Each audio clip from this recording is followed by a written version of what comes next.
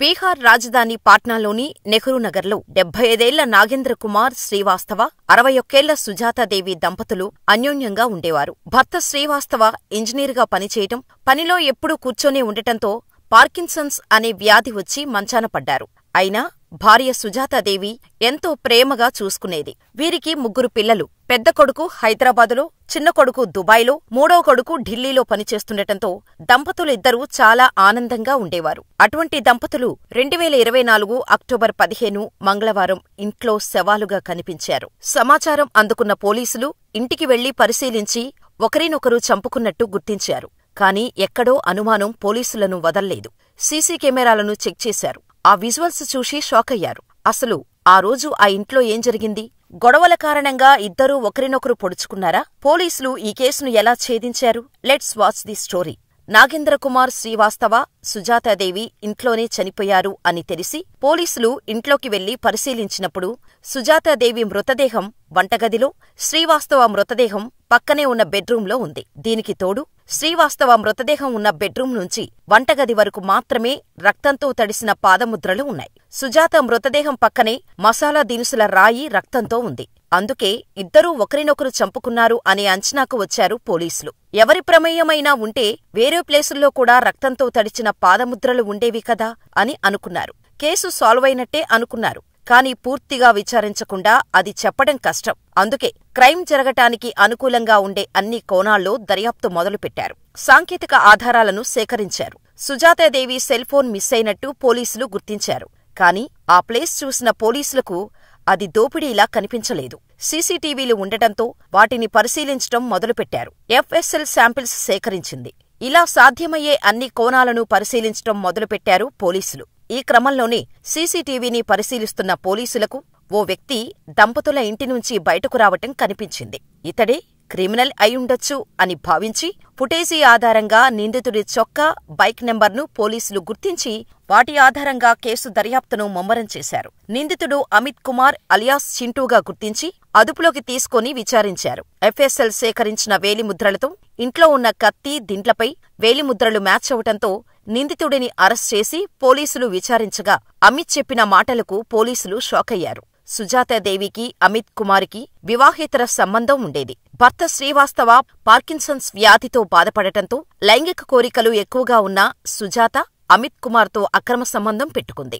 ఎప్పుడు కలవాలంటే అప్పుడు అమిత్ని తన ఇంటికి పిలిపించుకుని ఎంజాయ్ చేసేది. అయితే మంచం మీద నుంచి లేవలేని శ్రీవాస్తవ కొన్ని రోజుల క్రితం కదలికలు రావటంతో వీల్చైర్ ద్వారా అటూ ఇటూ తిరుగుతూ ఉండేవాడు. అమిత్కి అప్పటికే పెళ్లయి 2 పిల్లలు ఉన్నారు. సుజాత ఇంటి నుంచి ఒక ½ కిలోమీటర్ దూరంలో అమిత్ కిరాణా షాపు ఉండేది. ఈ షాపుని అమిత్ తండ్రి సంజయ్ గుప్తా చూసుకునేవాడు.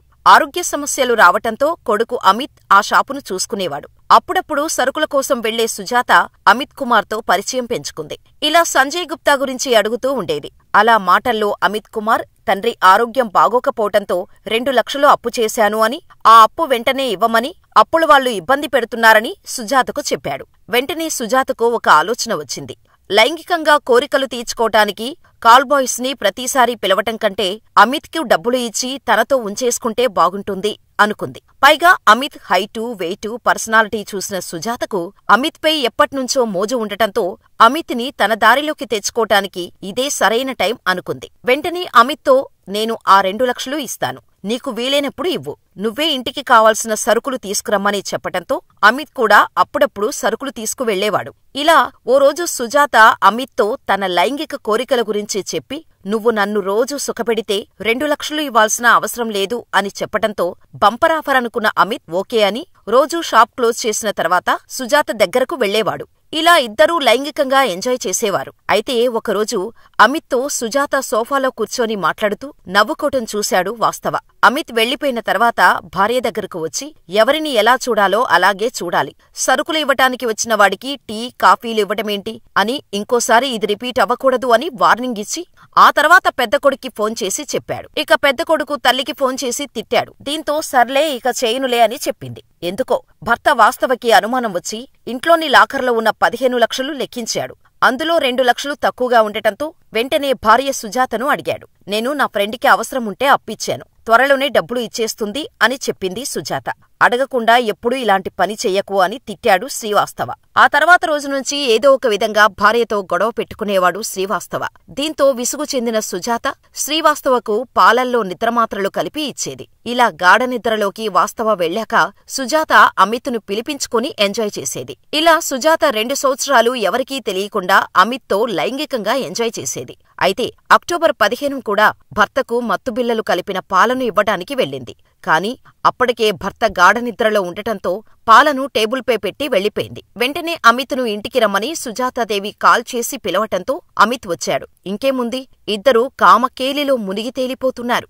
ఇదే టైంలో భార్య రూమ్ నుంచి అరుపులు వినిపించటంతో లేచిన శ్రీవాస్తవ వీల్చైర్లు గెంటుకుంటూ భార్య రూంకి వెళ్లాడు. భార్యని అమిత్ని చూడకూడని స్థితిలో చూశాడు. ఇక కోపంతో రగిలిపోతూ సుజాత ఆమె ప్రియుడిపై అరవటం మొదలుపెట్టాడు శ్రీవాస్తవ.